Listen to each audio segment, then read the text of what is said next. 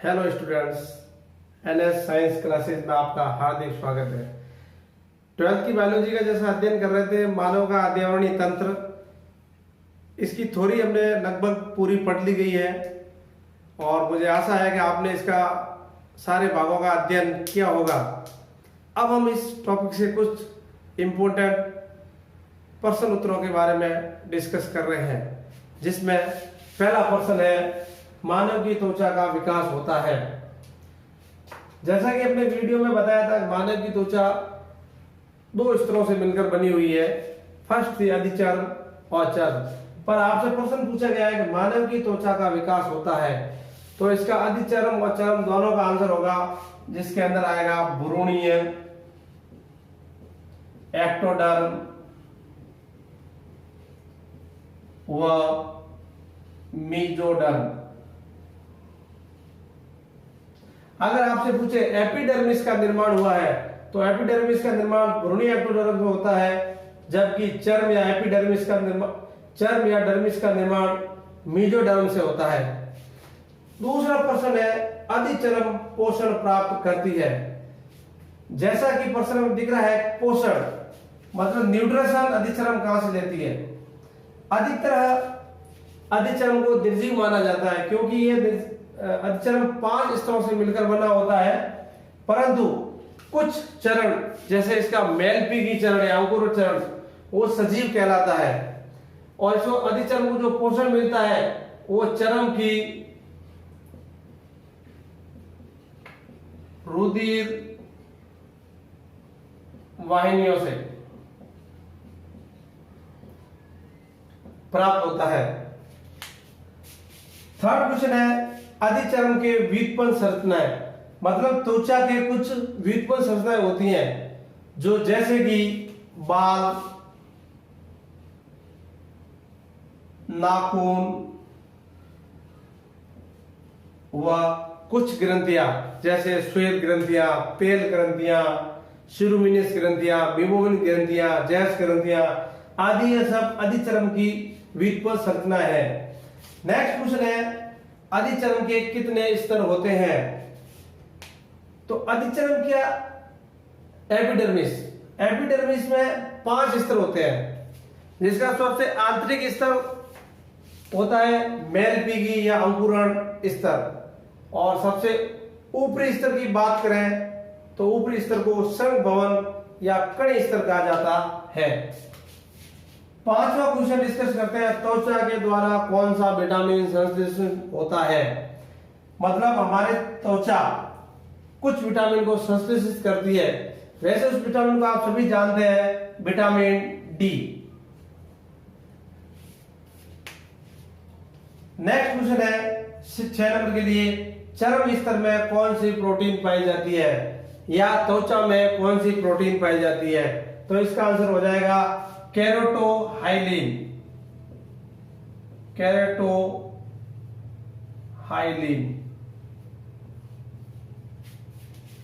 Next question है 7 number, किस पेशी के कारण बालों में गति होती है। तो ये कुछ पेशी पाई जाती थी, इस पेशी का नाम है एरेक्टर पिलाई पेशी।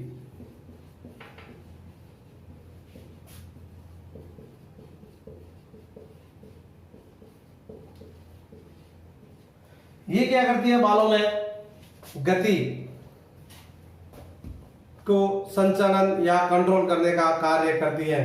जब हमें अधिकतम ठंड का एहसास या भय का एहसास होता है, तो ये बालों में सख्तपन पैदा करती है। कौन सी पेशी, एरेक्टर पिलाई पेशी।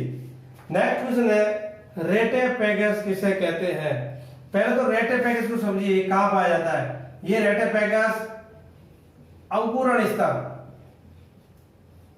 जिसे कि मेलपीगी स्तर भी कहते हैं, यानी अंकुरण स्तर की कोशिकाओं में उबार संरचना, मतलब अंकुरण में उबार जैसी संरचना या कोशिका को रेटेपेगस कहते हैं। और इन्हीं रेटेपेगस के अंदर त्वचा को वर्णक प्रदान करने वाला मेलेनिन नामक वर्णक पाया जाता है। नेक्स्ट क्वेश्चन है, कानों व आंखों में कौन सी ग्रंथि पाई जाती है। यानी कानों यानी कर्णनाल में, आंखों यानी आंखों की बरोनिया या पलकों में। तो आंखों में जो पाई जाती है ग्रंथि उसका नाम है सीरूमिनस ग्रंथि। ये सीरूमिनस ग्रंथि कानों के कर्णपटल को सुरक्षित करती है, जबकि आंखों के कॉर्निया भाग में मीबोबियन ग्रंथि तथा बोरोनियो से भी निकलती है, उसे जैस ग्रंथि भी कहते हैं। ये ग्रंथियां क्या करती है? कॉर्निया को चिकना बनाने का कार्य करती हैं। नेक्स्ट क्वेश्चन है, रोम में वर्णक पाया जाता है। रोम यानी बाल, बालों को जो वर्णक यानी कलर देने का पाया जाता है कण, ये कहां पाया जाता है?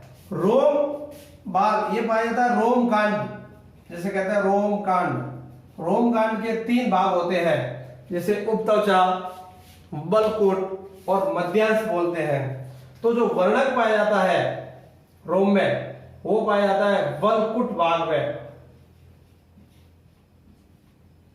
बलकुट भाग में। इस भाग के अंदर कुछ रंगाकण उपस्थित होते हैं। कौन से कण? रंगाकण, जिनसे बालों का कलर काला या कभी कभी इन बलकुट भाग के अंदर कुछ कोशिकाओं में वायु उपस्थित होती है। उस उपस्थित होने के कारण ये रोम कभी कभी सफेद हो जाते हैं। मानव की अध्ययनावली में कुछ प्रश्नों का अध्ययन करने के बाद कुछ प्रश्न और बचते हैं, जैसे श्वेत ग्रंथियां में क्या क्या लाभ है, तेल ग्रंथियां कहां पाई जाती है।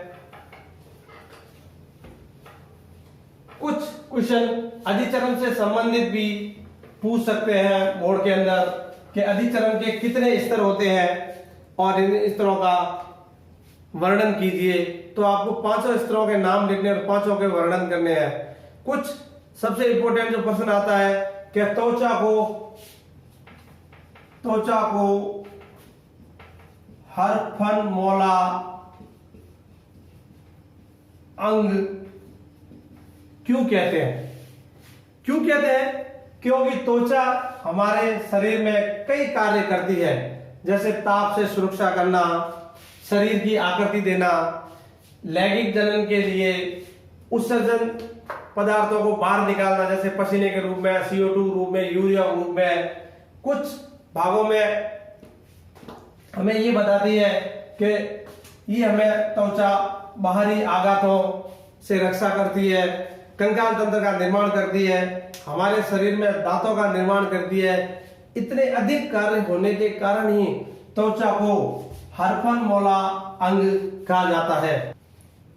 ओके बच्चों, हमने इस मानव अध्ययनावली तंत्र के डिटेल से सारे टॉपिक्स और कुछ प्रश्न पूरे कर लिए हैं। अब हम नेक्स्ट वीडियो के अंदर मानव से संबंधित जो अगला टॉपिक है, मानव का पाचन तंत्र, उसको लेके आएंगे। जब तक आप NS साइंस क्लासेज चैनल को सब्सक्राइब कीजिए और पढ़ते रहिए और देखते रहिए। धन्यवाद।